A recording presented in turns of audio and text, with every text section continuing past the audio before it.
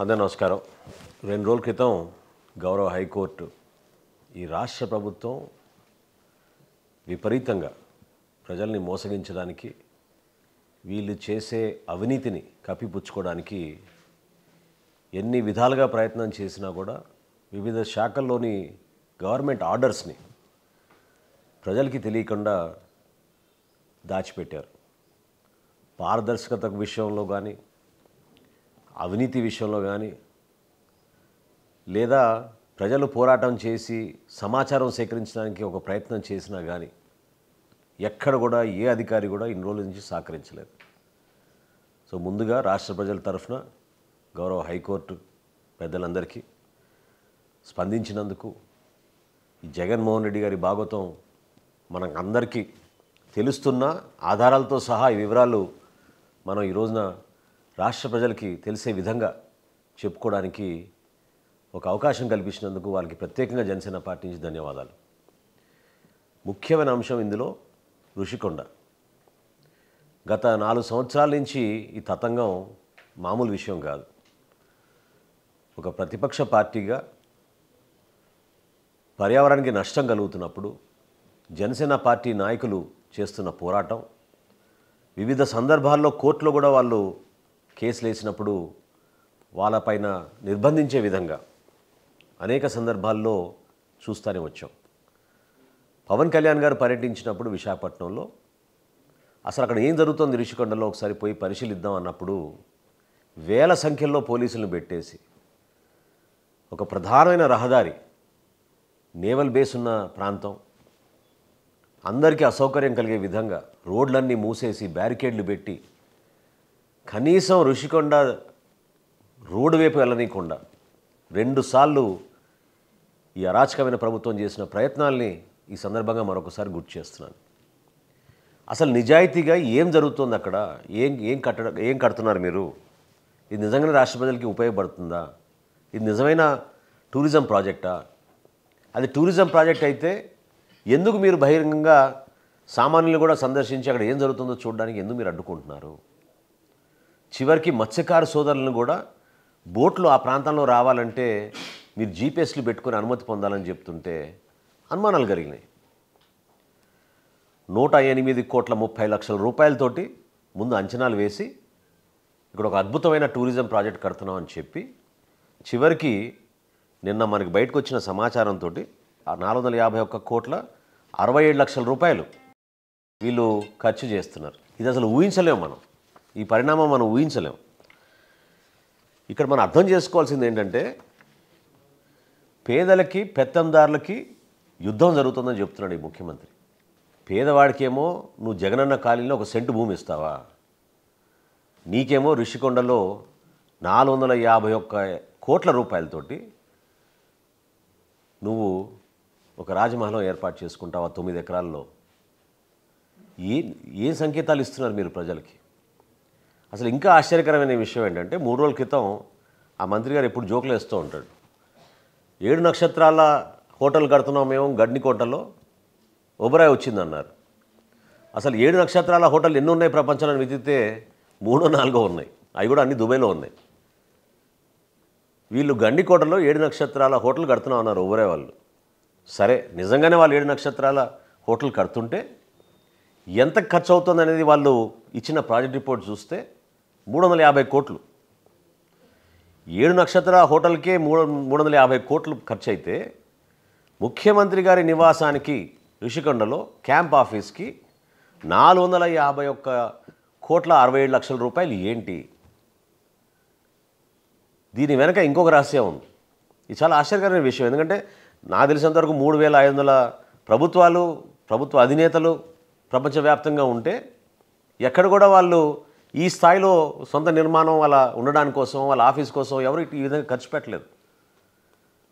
ప్రభుత్వంలో ఉన్నప్పుడు మనం ఒక కస్టోడియన్గా, ఒక బాధ్యతతోటి ప్రతి రూపాయిని మనం జాగ్రత్తగా ఖర్చు పెట్టాల్సిన అవసరం మనకు ఉంది. ఇక్కడ ఇంకా పెద్ద మోసం జరిగింది. బ్యాంకుల నుంచి రుణాలు తీసుకొచ్చారు ఈ ప్రాజెక్టు కోసం. 140 కోట్ల రూపాయలు బ్యాంకుల నుంచి రుణాలు తీసుకొచ్చారు టూరిజం ప్రాజెక్టు కడుతున్నామని. మరి మీరు నిజంగానే టూరిజం ప్రాజెక్ట్ కడుతుంటే 20 పడకలు కొనడం ఏంటి? ఇంత పెద్ద ప్రాజెక్ట్ అయితే 20 బెడ్స్కి మీరు పరిమితం అవడం ఏంటి? 750 ఎగ్జిక్యూటివ్ చైర్లు కొన్నారు, దాదాపు 100 సోఫా సెట్లు కొన్నారు, 20 బెడ్స్ కొనడం ఏంటి? ఇది మోసం చేసినట్టు కదా ప్రభుత్వం తరఫున బ్యాంకులకి మీరు ఏమని చెప్పారు? టూరిజం ప్రాజెక్ట్ అని చెప్పారు. కోర్టుకి ఏం చెప్పారు మీరు? ఇది టూరిజం ప్రాజెక్ట్ అని చెప్పారు. మీకు నిజంగానే చిత్తశుద్ధి ఉంటే, దమ్ముంటే ఇది ముఖ్యమంత్రి గారి క్యాంప్ ఆఫీస్ అని ఎందుకు చెప్పడం లేదు మీరు?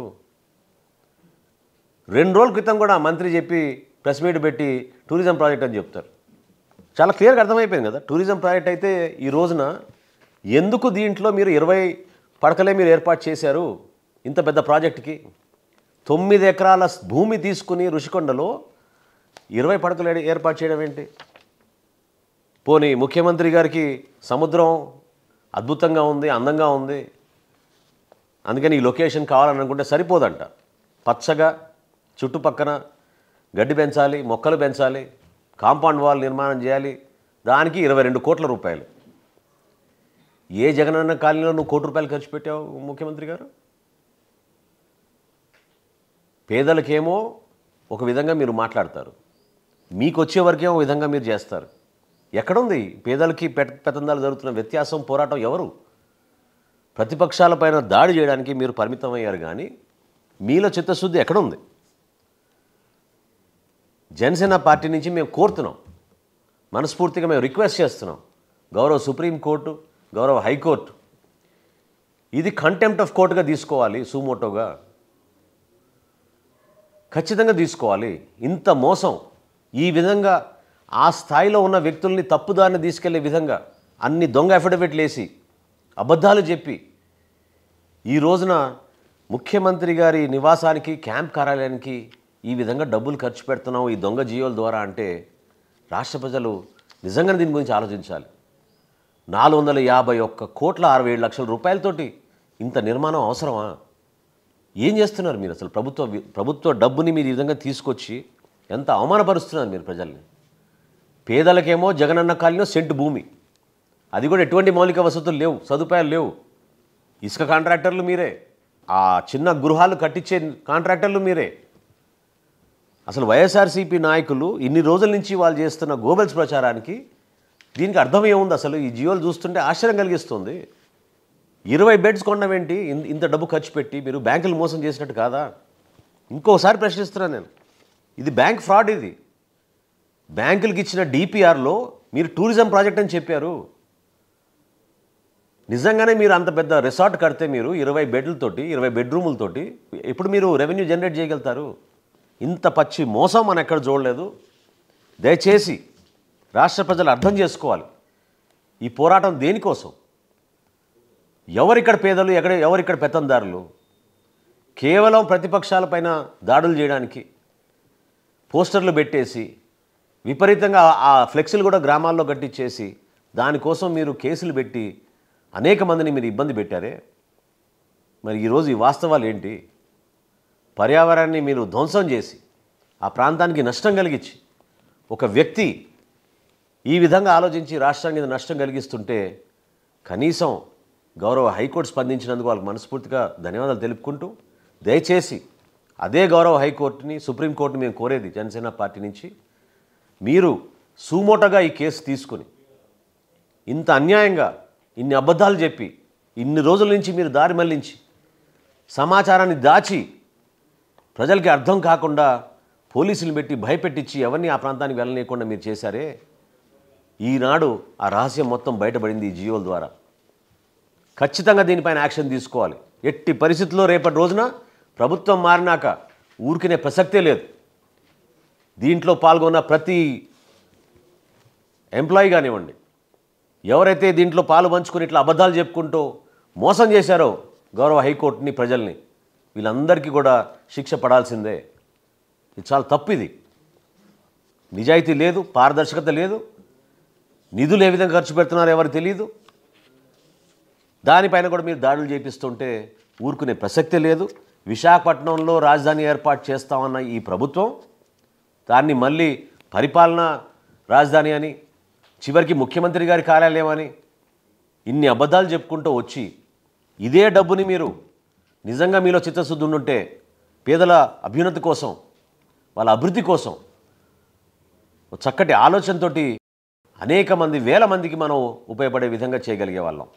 జనసేన పార్టీ నుంచి మేము డిమాండ్ చేస్తున్నాం మరొకసారి, ఖచ్చితంగా దీనిపైన గౌరవ హైకోర్టు, గౌరవ సుప్రీంకోర్టు స్పందించాలని కోరుకుంటున్నాం.